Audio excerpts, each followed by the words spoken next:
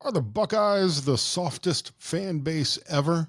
A state legislator wants to introduce a bill making noon games a crime in Ohio. It's a Scott Sands Show.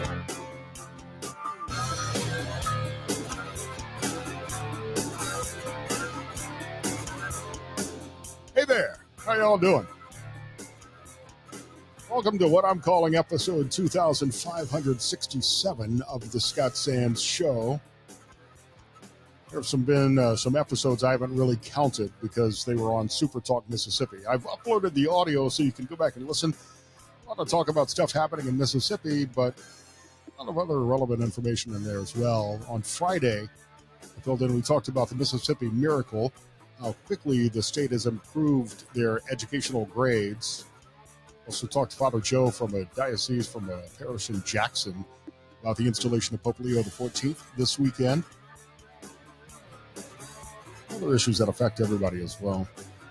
You can hear me Wednesday and Thursday, 11 to 2 Central Time, and Friday morning, 7 to 10. I'm sorry, 11 to 2 Eastern Time, 7 to 10 Eastern Time, Friday morning at supertalk.fm. Supertalk.fm. You can stream the video, listen to the audio, and go back and find some of the highlights on my social media as well, where you can follow me on X at Scott Sands Media. And the podcast, what you're listening to or what you're watching now, available on all the platforms. Please be sure to subscribe wherever you get your podcasts. Available on iHeartRadio, YouTube, Spotify, Apple Podcasts, Amazon. I'll put the video up on Facebook as well. Thanks to Americans for Prosperity Ohio for sponsoring the podcast. Be sure to visit BuckeyeBlueprint.com and many other great partners, friends of mine, for helping along the way with the podcast as well, including Christy at the Art of Men's Grooming, 4GuysOnARoof.com, Jamie and Mike at 4GuysOnARoof.com. We had some storms pass through the last couple of nights. Maybe you discovered a leak, get an estimate on a repair or a new roof. We'll get you on the schedule quickly and could even get your roof done same day.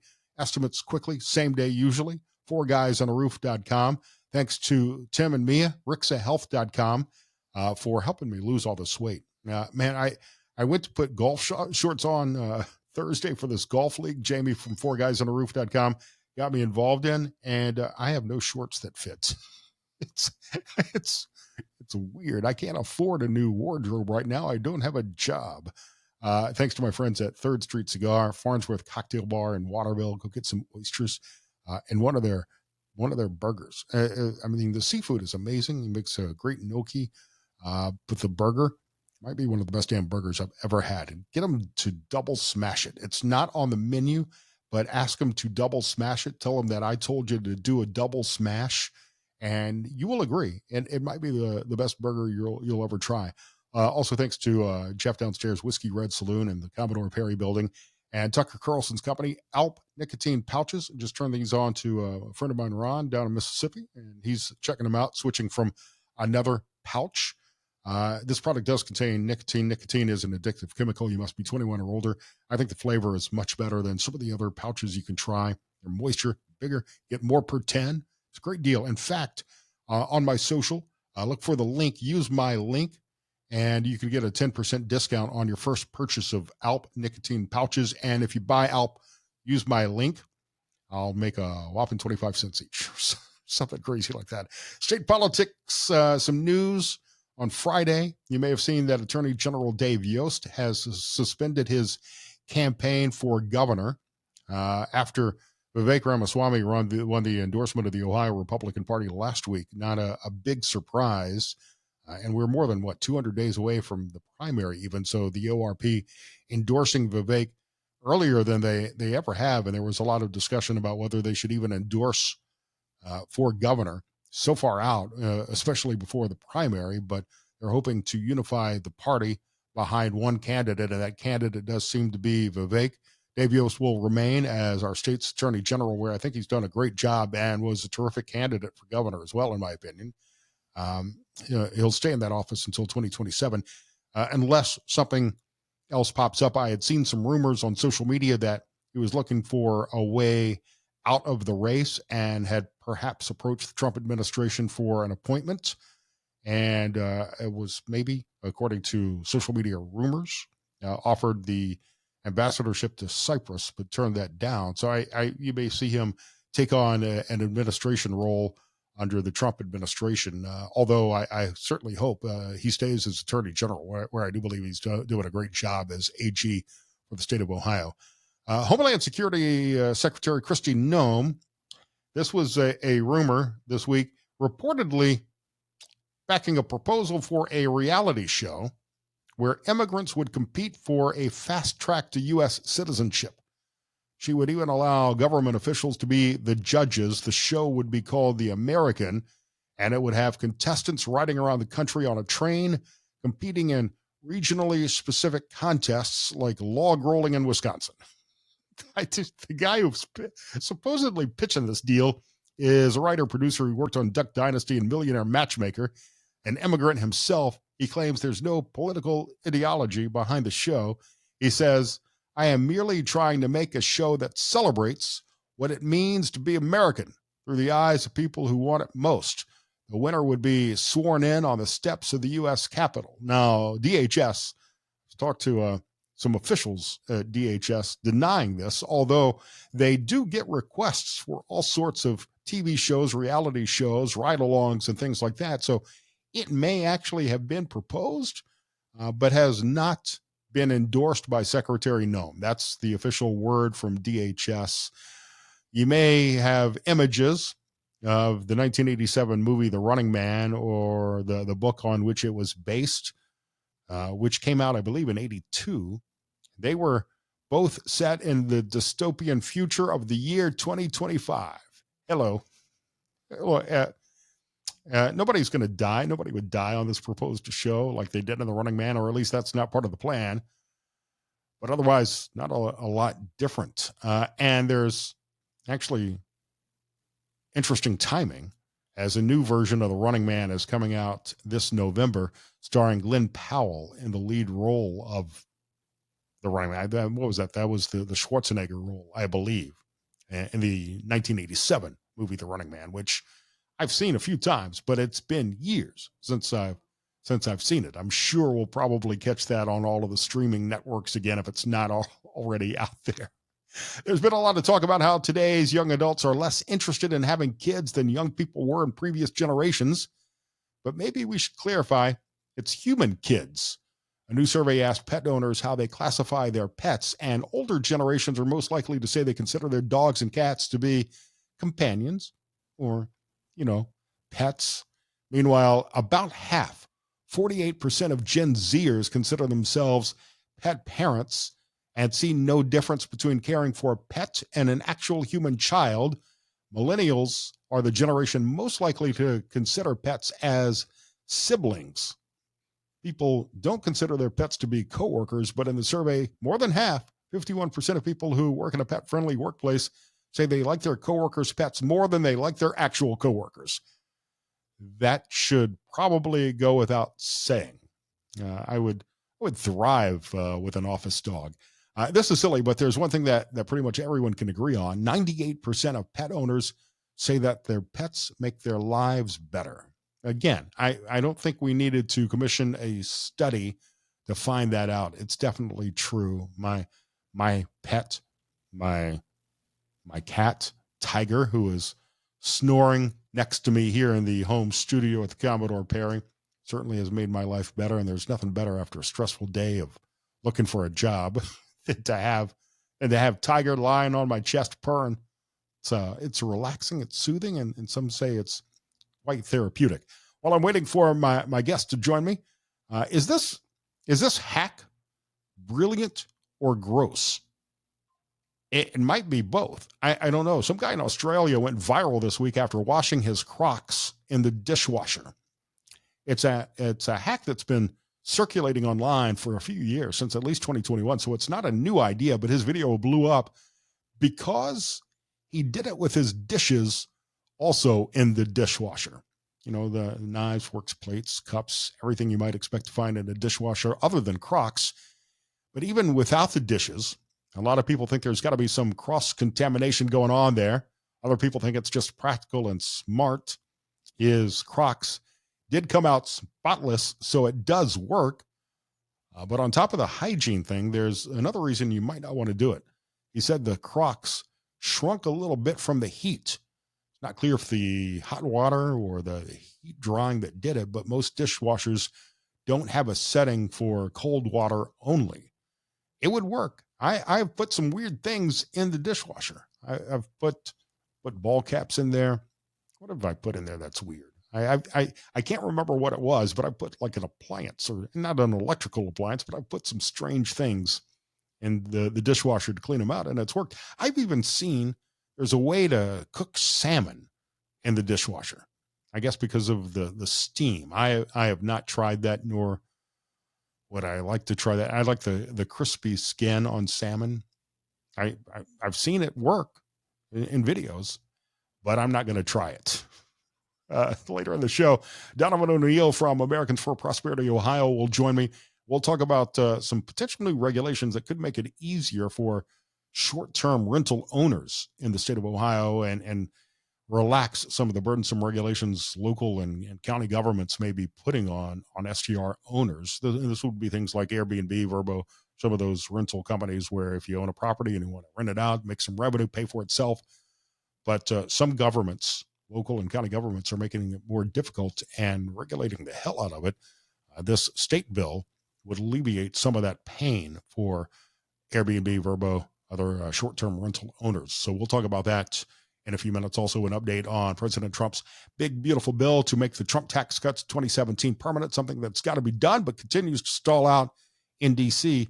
As yesterday, 5 House Republicans in the House Budget Committee voted against it, slowing things down. So we'll talk about that with Donovan as well. Tex Fischer is joining me now, though. State Rep Tex Fischer has an interesting proposal for football fans in the state of Ohio. Tex, thanks for coming on. It's great to see you. So let's dive right into this nonsense legislation that you have passed, which really solidifies the belief that I have that Buckeyes are the softest fan base in college football. You're introducing legislation that would essentially make it a crime to play a big noon kickoff game if you're Ohio State. Right. So specifically, this is a purely, as you put it, nonsense. Well said. This is designed to ramp up the public pressure on Fox about the Ohio State-Texas game. I think seeing that game be slated possibly, most likely, for a noon start is a real shame, and it's a real really taking something away from Buckeye Nation that I think we have gotten. What is it taking away from Buckeye Nation? First of all, there are some good games on the first weekend of college football. I think it's a pretty good lineup, but this is definitely going to be one of the most watched games. It's two of the biggest teams, two teams that have a potential to go all the way this season. So why not kick off football season with the first kickoff being that, although I think there are a couple of games on like Thursday or Friday night for some reason, but why not make this the big game that really sets the tone for the college football season? And we can get into noon games in general, but why not make this the first game of college football? Well, like you said, this won't be the first game of college football because of those, and I don't love the Thursday, Friday kickoffs for college football, I think, any more than anybody else does. But I think this is something that Buckeye Nation, we have been really frustrated with over the last few years, is all of our marquee games pretty much get stuck at noon. And that's a result of the TV contract that all parties, willingly took part in. I get that. But if you look at the numbers, I just saw it on Twitter earlier today, that over the last couple of years, the Ohio State games on Fox alone have brought in more viewers than all of Fox's other broadcasts between the rest of the Big Ten and the entire Big 12 combined. So it's pretty clear that Ohio State is getting, we get put in that noon slot because we're typically a great rating school. If you put Ohio State on your channel, you're going to draw eyeballs, and I get that. But it takes away from a really great game day experience at Ohio Stadium at night. I went to the Tennessee playoff game. The atmosphere is absolutely electric. I've been to a lot of night games over the years. The atmosphere is incredible. You want to talk about the economic impact in and around the stadium. If you talk to the business owners in and around Ohio Stadium too, they actually feel the same way because their sales on days when there are night games are exponentially higher than they are for a noon kickoff. The stadium atmosphere is better under the lights. You don't have students, just trying to get up to their seats in the student section, and the student section doesn't fill up until 5-10 minutes after kickoff. All those things are really taken care of with the night game. Everybody's at a kegger and not getting there on time. That's their fault. That is their fault, but it still takes away from the game day experience. So, but you're writing in an exemption for the Michigan game. It seems like that's counterintuitive. No, I don't think so. And if noon is fine for Michigan, why isn't it fine for Texas? Why can't you start tailgating in the parking lot at dawn like we do in the SEC? And do you really want Buckeye fans drinking for 12 hours before a game? People will still be tailgating whether the game is at noon. It's going to be a great time if the game's at noon or not. But I think if you talk to any Buckeye fans, a lot of folks will tell you that we are very, very frustrated with constantly being put at those noon kickoffs. At the same time, nobody's really upset that the Michigan game's a noon kickoff. It's been a noon kickoff, I think, every year it's ever happened, except for that 2006 season when they moved that to 3:30. It's always a noon kickoff. Everybody is generally fine with that. That's why we have that tradition exemption. But I think if you were to poll our fan base, you would see probably 85, 90, 95% of people agree that this Ohio State-Texas game and games like that should not be noon kickoffs. Even my cat producer, Tiger, is just appalled by this concept and wants to walk off the set.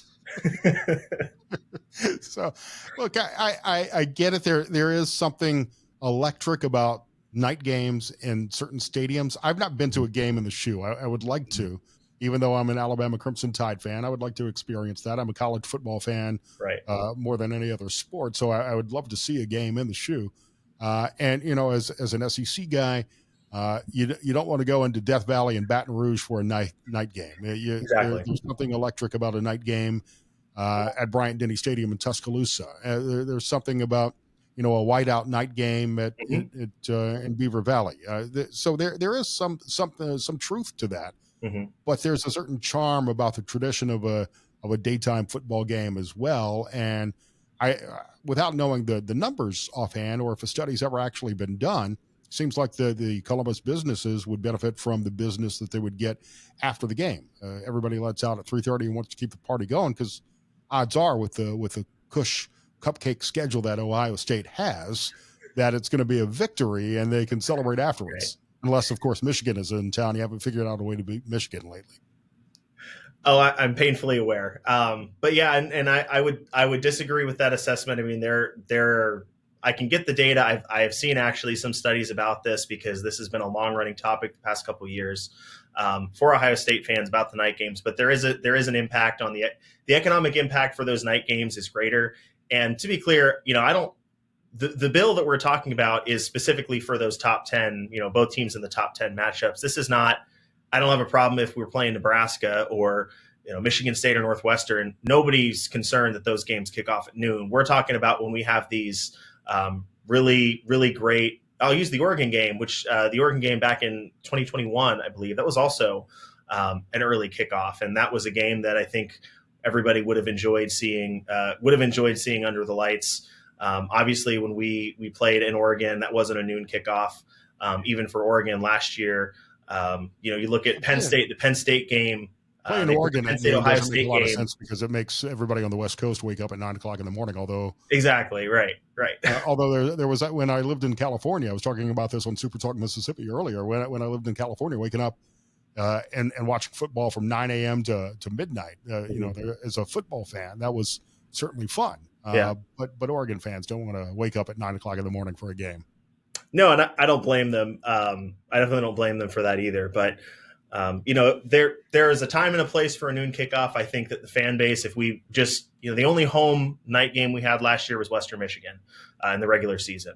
We had a lot of really exciting matchups, both home and away. I mean, I think that game at Penn State probably would have been a really cool to have under the lights. I went to the Ohio State Penn State game a few years back when Dwayne Haskins was the quarterback, and we had a really great come from behind win at Penn State. But that was a night game. The atmosphere was really, really cool. I think these noon kickoffs for these marquee matchups, just as a rule, especially for Ohio State getting unfairly shoved into that time slot just because they're good for ratings. Unfairly. Yeah. Then I think it would just make the game day experience a whole lot better. We're talking to State Rep Tex Fischer here on the Scott Sands Show. Your legislation would fine the Big Ten or the network like $10 million. Is that even enforceable? And who would get the money? The university?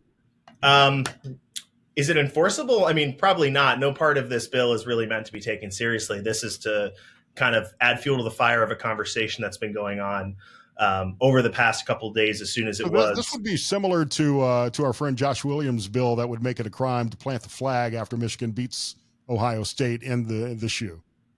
Definitely in the same spirit, yes. So again, going back to what I said earlier, the softest fan base ever.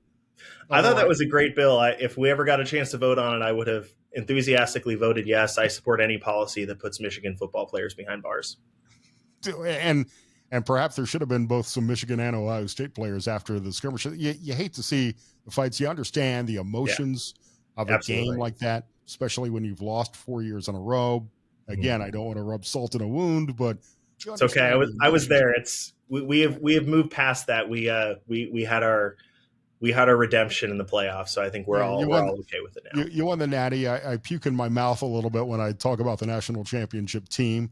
Hopefully, Alabama returns to the playoffs this year. I'd like, and you know, there's so much going on in college sports with NIL and the horrible transfer portal. Players shouldn't be able to commit to a school and then leave a year later because somebody else is going to offer them more money or they didn't get enough playing time.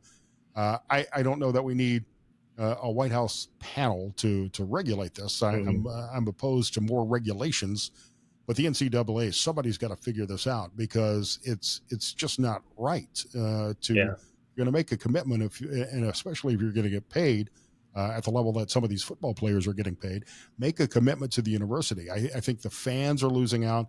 It's disloyal. You're not building fans. You're not engaging fans by having these short-term, essentially free agents that can come and go at their own leisure.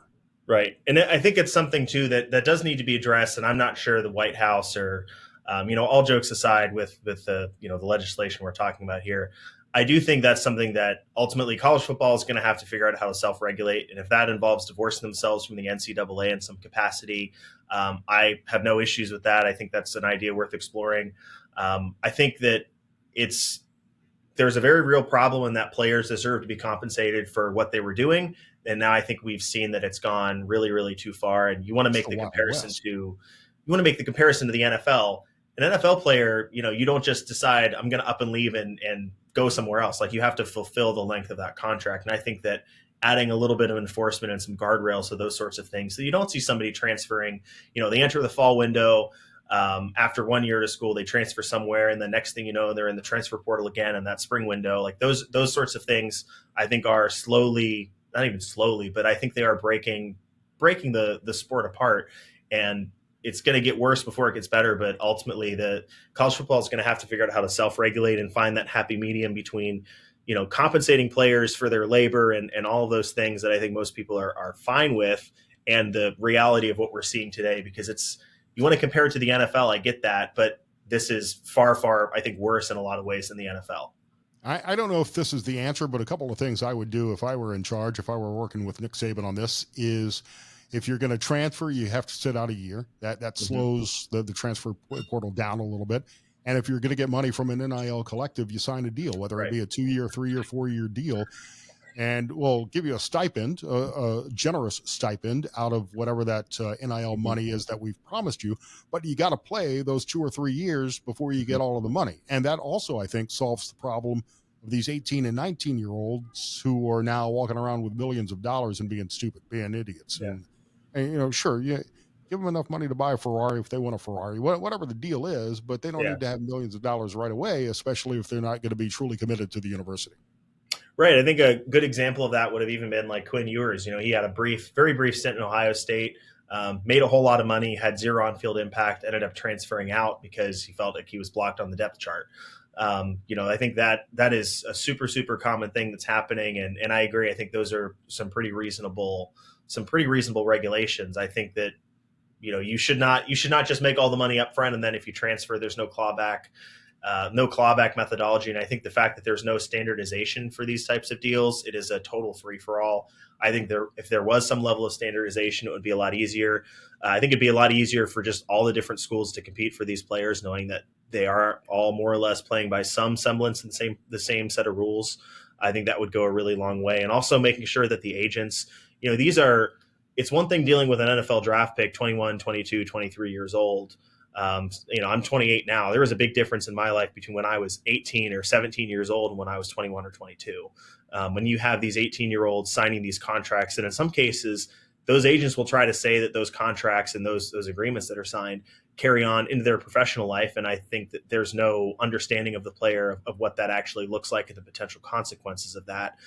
So that's another thing I think that needs to be, kind of reined in and figure out what is a standard practice and what could those types of agreements look like, and make sure you don't have athletes that are getting drafted and then all of a sudden they've already signed with a different agent and they've got another agent saying, well, you owe me 15% of your earnings for your entire football career because you signed a deal with me when you were 17 years old. Yeah. Meanwhile, your focus is to make sure Ohio State doesn't have to play at noon every week. Correct. What else would be attractive, and I hate to give ideas to Columbus to benefit Ohio State, but eliminate the state income tax. The players would keep more of the money that they're making, that they're earning on NIL deals, eliminate the state income tax. And that's another way to attract players to Ohio State, to Toledo, to Akron, because they could use some help in football. All of the universities would benefit from eliminating the state income tax and being able to use that as a recruiting tool for players who would generate NIL money. Absolutely. I think that you make a great point there. I think that we have a really cheap baseball team that would also probably love to have no state income tax, so they can get themselves a little bit of a, I don't want to say advantage. In that case, it'll just be making them somewhat remotely competitive when they choose to offer contracts to players. But I think everybody in Ohio would benefit from Jeremiah Smith and any of the Cleveland Indians or Guardians baseball players to the average working Ohioan. I'm all for eliminating the state income tax. I think it'd be a great thing to do. Meanwhile, congratulations to the Buckeyes as I puke in my mouth a little bit on the national championship, the trophy that J.D. Vance almost broke, which would have been fitting. And hopefully Alabama and Ohio State will face each other at some point in the playoffs. I would look forward to that. You're working on some serious stuff, right. State Rep Tex Fischer here on the Scott Sands Show, including on immigration, which we were talking about at the beginning of the show earlier. We haven't seen as many of these issues with criminal illegals in Ohio, but it's certainly a problem. And the state legislature is addressing some of the various sanctuary cities that we do have in Ohio. Yes, absolutely. So while we are a long way from the border, it takes somebody less than a day to cross the border illegally and travel, whether it's through a trafficker or some other means, and actually find themselves in Ohio. We actually just had somebody recently who was here illegally, who was arrested for sexual assault here in my own county. I think they're currently still being held in the Mahoning County Jail while they await transfer to ICE for whatever is going to happen to that terrible individual. So we are far away, but we're certainly not immune from those problems. And I think the longer, we had a 4-year period of just completely and totally unchecked illegal immigration. And so these problems are not going away, even though we've stopped the stem. President Trump's policies have really stopped the stem the tide of the illegal immigration occurring at the border. We still have tens of millions of people here now. And so part of what we're trying to do in Ohio is to ensure that all those cities that, whether it's the big cities like Columbus or Cleveland or Cincinnati or some of the smaller, more liberal cities that don't want to cooperate with ICE, making sure that they are. We have very reasonable immigration laws in this country. And I think that the people of the state overwhelmingly support making sure that those people are dealt with and sent home to their home countries and that they're off our streets. And, I've always thought that the best way to control immigration, besides deporting the people that commit crimes that we come across in a very swift and timely manner when we do come across them, is to take away the jobs and the benefits. It becomes very, very difficult for somebody who's here illegally to want to stay in our country if they're not eligible for public benefits, which they're not eligible for public benefits, but that doesn't mean that they're still not getting them. And if they have them somehow, exactly, and there's no ability for them to, have a job. So we're trying to do two different things on that front with two different bills. So one of those is to collect citizenship status information for Medicaid, public school enrollment, prisons. That's another thing is we have the prison population in Ohio. There's no standardized procedure to collect immigration or citizenship data. So we have no idea how many people who are in prison right now for completely unrelated crimes to immigration that are illegally in this country. So we're working to create a standardized process to do so, to collect all that information so we can actually see the scope of the problem. Medicaid is an area of big concern. That's the biggest line item in our budget every year, and making sure that we don't have people who are here illegally taking those, very valuable Medicaid dollars that are designed for people, Ohioans, legal residents, citizens of Ohio, making sure those aren't going to illegal immigrants is really important. And then E-Verify for employment. We are looking to bring E-Verify for the construction industry here in Ohio. We have a lot of development happening in central Ohio, and this is a really, really big problem where contractors will be paying illegal immigrants under the table. They don't do good work. The work ends up, they've got to hire other people down line to come to correct it. These people can't speak English. They're a workplace safety risk. And ultimately, hardworking Ohioans should not have to compete with illegal immigrants that are going to be getting paid, basically half of what they are to do the exact same thing. Yeah. How quickly can some of these issues be addressed? How's the legislation moving forward? So we have our second hearing for the data collection bill that's coming up this upcoming week, and we're going to have hopefully our third hearing, our final committee hearing on E-Verify this next week here or the week after. So the goal is to try to get these things passed out of the House before we go on summer break. E-Verify is definitely on a fast track, so I feel very optimistic we're going to get that done here, hopefully within the next month. And the impact is dramatic. I mean, you talked about the economic impact and the job market and the savings for taxpayers in Ohio, but also addressing the drug problem, which I talk about quite frequently as a member of the sheriff's drug abuse response team here in Lucas County. We've been fortunate that we've seen a decline of opioid and fentanyl abuse and overdoses in the state, but we're still getting those drugs in. And yeah, we may be thousands of miles away from the southern border, but we have just as big of a problem with the influx of drugs and illegal immigrants coming from Canada to a certain degree, and we're closer to the northern border. So it's a far-reaching problem that we've got to address. As successful as President Trump has been, there's a lot that needs to be done on the state level in Ohio and in other states around the country. Yeah, I saw some data when we were listening to proponent testimony on E-Verify, which was in the states that have implemented E-Verify. After a period of years, there's an 83% reduction of illegal immigrants applying for these jobs because it just takes away one of the things that keeps them in an area. So maybe they move to other states, and that's still not a good thing for our country, but that's a good thing for Ohio. If we make it really hard for them to get employed here, so they will hopefully then work their way over to California where they're probably wanted. They become California's problem. But ultimately, if we California doesn't have any problems. I don't know what you mean. Of course not. Yeah, everything goes great out there. Tex, I appreciate you coming in. I know you came straight in from playing golf. How'd you do? That's right. We were in a scramble. So off the tee to green, we were pretty good. On the greens, not so great. So we got some work to do. Scrambles and that's where I excel because I love to play, but I'm just absolutely horrible. I'm the guy that will tee it up in the middle of the fairway because I can't hit a 3-wood off the fairway. But I'm the lead putter because if I don't sink the putt, I'll at least show you a good line. Exactly. So I get invited on the scrambles a lot. But some of those guys come in from a scramble with a score like 30 under, and they're lying. Oh yeah. So my county Republican Party, we have a golf outing every year. Last 4 years, my team has finished second, and a couple of those years, very, very blatant cheating. Like no doubt, people coming in 22 under, something like that, and it's like, well, I've seen you guys a couple holes away, and none of you got the ball off the ground. So forgive me for being a little skeptical of that. Last year, it seemed more legitimate. Didn't know them, but they looked the part a little bit more. So I didn't get too worked up about it. It's great to have you on. I appreciate your time. You'll have to come back on again soon. Love to. Thanks so much. We can talk football as we get closer. We're less than 100 days away from kickoff at noon of Ohio State and Texas. Not if I've got anything to say about it, Scott. I normally would not say this, but I got to cheer for Texas in this game as an SEC guy.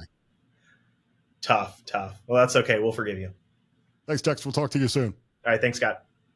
On that note, let me move right along to our next guest. It's Donovan O'Neil, State Director for Americans for Prosperity, Ohio.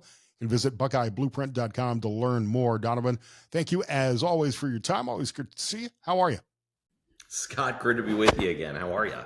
Terrific. Thanks for coming on as always. Let's start with the big beautiful bill, which seemed like it was a done deal coming out of Ways and Means a day or two ago, and now the House Budget Committee has said, whoa, whoa, whoa, whoa, whoa, and there's pushback even from 5 Republicans who have an issue with what the tax cuts may cost. But as we've talked about, really the tax cuts from 2017 that we need to extend and make permanent pay for themselves long run.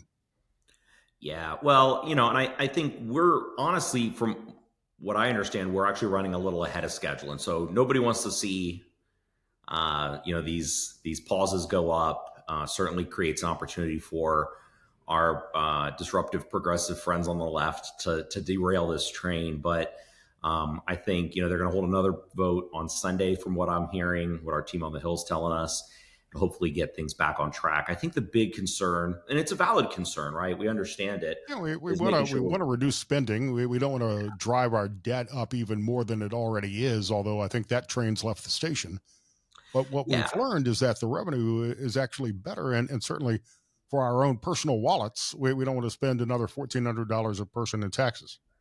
Yeah, and I think what's also important to recognize too, right, is the Congressional Budget Office, the folks who do run the numbers and score these bills, have historically been wildly off. They underestimated the economic benefits of the Trump tax cuts of 2017, and they underestimated the total cost of the Inflation Reduction Act. And so I think those give you the Congressional Budget Office can give you a directional idea of maybe where things are going.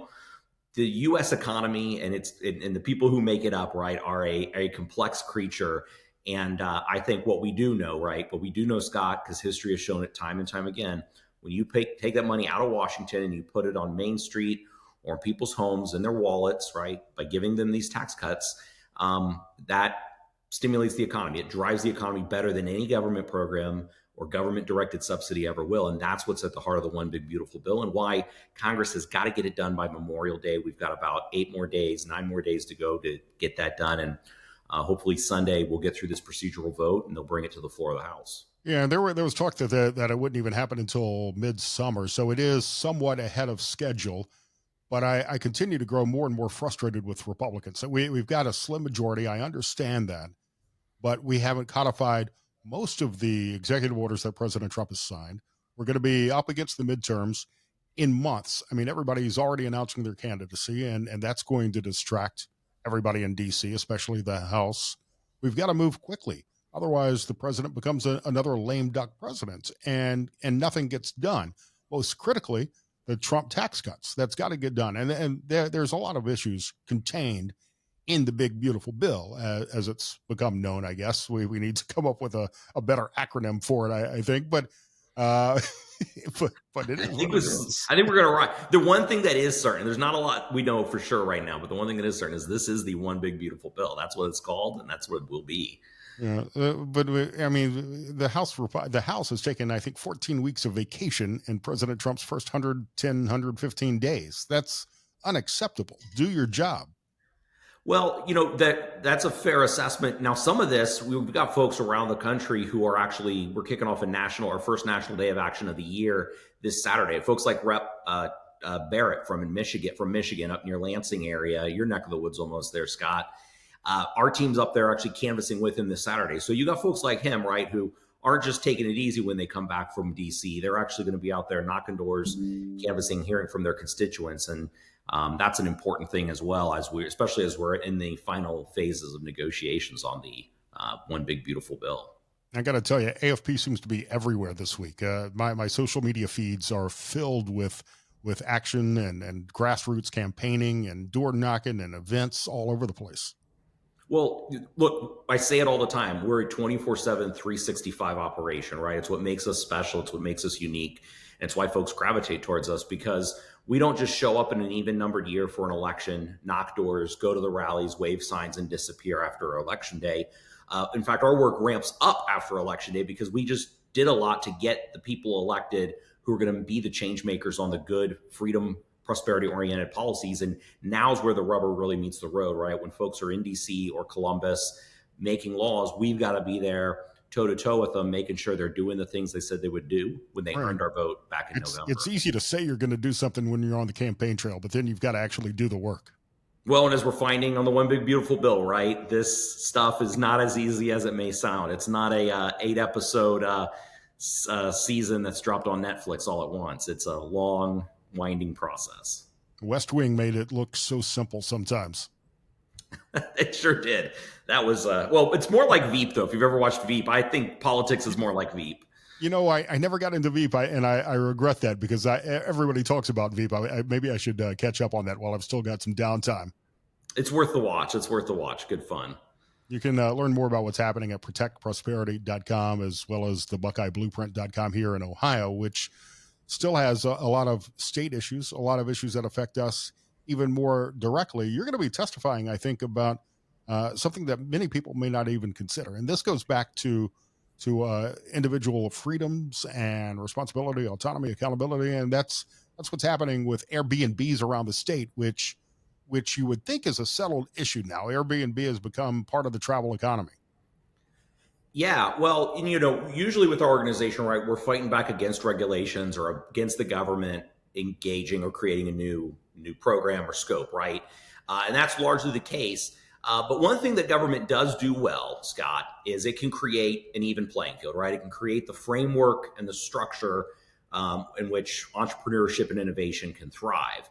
If it's done right? If it's limited in scope and really just focused on the areas of public safety. And so this legislation will be testifying on here soon in the coming weeks, Senate Bill 104, House Bill 109. It would do just that. It would create a framework through which short-term rentals, oftentimes known as Airbnbs or Verbos, right, have the ability and confidence to know that in all 88 counties of the state of Ohio, from Williams County to Toledo, Ashtabula down to Lawrence County in Southern Ohio, that they will have the same, that every one of those counties, every one of those areas will play by the same rules so that that business and the people, the hosts who make up that business will be able to invest and operate with confidence here in the state of Ohio. It's got to be a pretty lucrative business if you've got a house or a rental somewhere where people want to, especially like in Columbus around football season. That's probably a big time for these short-term rentals. Well, absolutely. And in fact, one of the bill sponsors, Representative Justin Pizzulli from Southern Ohio, one of the things he points out in his testimony is, you know, in Appalachia, it's beautiful country down there, Hocking Hills area, there aren't a lot of hotels. It's just not an area where you put a lot of, you know, Marriotts and Holiday Inns and Hyatts aren't investing in large infrastructure there. But there are a lot of folks who have property down there, right, who have vacation homes of their own that outside of the 1 or 2 weeks they get away to go down there, they lease those out, rent those out through applications like Airbnb. And so it actually provides, it fills a gap in the marketplace. Airbnb fills a gap in the marketplace in Southeast Ohio where hotels or other accommodations may not exist already. So one of the problems is a lot of local governments, city, county governments, even HOAs are trying to over-regulate who can do these short-term rentals. There's, I think, a concern perhaps that it may reduce property values by having homes in a development that use short-term rentals as a revenue stream. But the reality is it actually means that home is, I think, maintained more consistently because you've got to keep it looking good for your guests. You don't want to let it go for 10 months out of the year and come back to it for the 8 weeks that you may live there. Yeah, you know, that's, again, why this legislation is so important is we have a number of political subdivisions that have sought both overt ways of just saying creating zoning or rules that say you cannot operate, you cannot use your own property that you own and you pay property taxes on, Scott. Which is a whole other issue. I mean, we could spend an hour talking about property taxes. Well, sure, but they say never really own property. You may purchase it, but then you have to continue to pay the tax on it in perpetuity. It never ends. It never ends. And we got a lot of lawmakers who are working to tackle some of that stuff. But in particular to this, right now, you're paying it in perpetuity, and political subdivisions are saying you can't even use this property as you wish.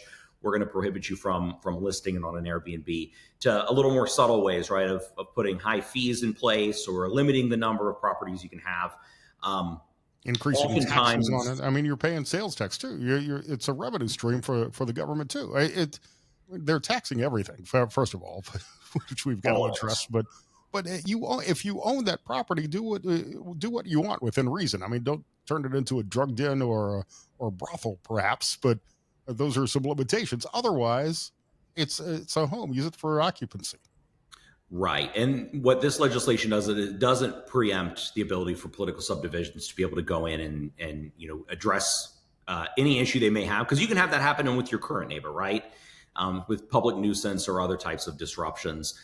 Additionally, I think why having programs like Airbnb or a Vrbo, these short-term rental platforms providing this, right, is it provides a safe mechanism, right, a framework within both the host, right, the person who's leasing their house out, and the person who's looking to lease that room or do that short-term rental, right, the ability to operate through a third party like Airbnb to be able to have the confidence that when they put their money into that system, right, their information is not going to be taken. And for a property owner as well to have the confidence, but even more important, right, for the neighbors, right, you can, if there are problems, if there are Airbnbs that are maybe celebrating a little too much, right, you at that house. Happens. Not only can you and could you still contact your local law enforcement regarding nuisance or noise ordinances? You can contact Airbnb. There's a number of programs I took a look at on their website where you can file complaints or mention that there are incidents with these particular properties, and those companies will self-regulate on their own hosts where necessary. The other aspect of this that I think gets lost is that if you're renting out these properties, that's new people. Those are new people that are in your community that are spending dollars in the community, helping the local economy. Well, not only those folks, right? That's really important, right? The folks who will go to visit Lake Erie in the summer months and enjoy the North Coast and want to stay at a place with a little more culture or character, right, in a neighborhood or community. But it's also the folks who take these dilapidated or underutilized properties, Scott, right? An investor or an entrepreneur, and we're not talking about big East and West Coast investors, Scott. We're talking about folks we know in our communities, right, who say, hey, I think I want to take a little bit of this money that I have and I want to invest it in a property that I'm then going to list on a platform like Airbnb to be able to provide these accommodations to folks who might be looking for something off the well-traveled trail, right, to be able to enjoy and be a part of the community that they're going to be staying in for a week or two. And so not only is it new tax revenue and new revenue from people who come and stay in these places, it's the investment that folks like you or I can make, right, Scott, in a property to improve its value and offer that as an accommodation for a short period of time through a platform like Vrbo or Airbnb. And you make those improvements and wind up paying more in property taxes. Well, the one thing that will never go away, right, Scott? But what this also and for your viewers, your listeners who like taxes and maybe are hungry and eager to wonder how they can pay more in taxes, the one thing that this bill does do, you can always pay more. You can always send an extra check in if you want. They'll never send you money back unless you ask for it. The one thing this does do is it centralizes the tax collection. So again, one of the problems with the patchwork approach that we've had here in the state of Ohio in recent years is some places collect the tax. It's unclear. Think Amazon, right? Until Amazon said, hey, we're going to be the ones responsible for collecting sales tax. Some places would collect it, others wouldn't. This legislation would clarify that it's on the platform, right, Airbnb, to collect those taxes and remit them back to the state, local governments. Ultimately, right, again, for our big government friends out there, creating an opportunity for them to make sure they get the taxes they're owed, make it easy and seamless for the hosts who have the properties to be in compliance with those laws and rules, and potentially even grow our friends and government's coffers just a little bit more, not through a new tax, but just by simplifying and making sure that folks can comply with the laws already on the books. Do these bills address anything having to do with the regulations of the property, the Airbnb, the Vrbo, the rentals themselves? I mean, I saw a story yesterday morning, I think, about an Airbnb that did not offer hot water. I forget the exact story, but for some reason, hot water was not listed as an amenity. Now, if you go in, if you're going to rent that property, knowing that, if they're clear about that and transparent about that, then that's your own fault. But perhaps there should be some standards as to what kind of properties are available, although you may be looking for something on a budget. You may be looking for something opulent. You might be looking for for a huge 747 from Qatar. I don't know what you may be looking for, but everybody's. Sometimes I've got enough money to stay at a Motel 6. Sometimes I could stay at the Westin. I mean, it just depends on your budget. Yeah, well, and I think with this legislation, the Senate Bill 104, we do is really just make sure that that the patchwork quilt that exists today of political subdivisions having their own rules and regulations and prohibitions or limitations on individuals who want to host a property on a platform like Airbnb, it would clarify those rules. So you'll know how and where you can operate an Airbnb in the state of Ohio, which will be everywhere. But I don't believe that legislation goes to that granular of a level. That's good. Dictating because that. we don't want to over-regulate things either.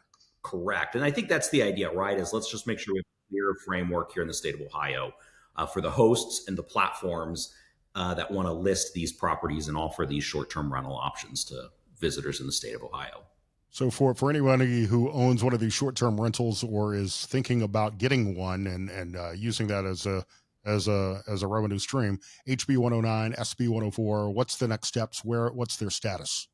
Well, so Senate Bill 104 is in the Senate. It's being heard in committee. HB 109 has not had a committee date yet. We'll hopefully see. These things usually get listed over the weekend, and then you scramble Monday morning, Scott, to figure out where you got to testify and what committees are meeting on what bills. But what you could do right now, those who care should just stay tuned. Visit BuckeyeBlueprint.com. Reach out to us. We'll keep you in the loop and let you know when the opportunity to testify presents itself. Interesting stuff, and I'll be looking forward to your testimony. Well, thanks, Scott, and thanks for sharing your megaphone on this issue. Donovan O'Neil, Americans for Prosperity, Ohio. Find them on X, AFP Ohio, and on all the social media platforms. I'll link to them from my page as well. Donovan, great to see you. Good to see you as always, Scott. Take care. And Donovan may not be happy about this, but I'll leave you on today's episode with this story of an Amazon delivery driver. You know, some people have a reputation for working hard so they don't get enough bathroom breaks. Drivers apparently are desperate, not even bashful about it anymore. A female Amazon delivery driver caught on a security camera using the restroom on the steps of a family's front porch in California. This happened last Sunday morning. Happy Mother's Day. She appears to do number one and a number two. The homeowner says they also found a dirty paper towel on their property, but that's not all. As if that wasn't enough. That same morning, that same Amazon delivery woman was caught on another family's camera about a mile away, going number one on their brick walkway, and it was basically right next to where she delivered the package. She took a proof of delivery photo and was able to crop out her own desecration from the photo. Well, yeah, you should, I guess. Amazon confirmed that the driver was a contractor working for them. In a statement, they said, "We are deeply disturbed by the unacceptable behavior of this delivery driver and apologize to the customers involved. We immediately identified the driver, and they are no longer delivering on behalf of Amazon." You see the woman's face is clearly visible on the footage, and if Amazon passed her information on to the police, she could face charges, but no details on that yet. This happened, too, in a fairly fancy area of Southern California. And even if it was an emergency situation, it's odd that she did not look for a discreet bush or something. She just did it right out in the open where it would likely be doorbell cameras. I'm not going to share the video. Don't worry. Thank you again to all of my friends and partners, including RixaHealth.com, Tim and Mia, who have helped me lose 100 pounds in the last 14, 15 months to the point where I can't fit into any of my clothes. I'm swimming in all of my pants.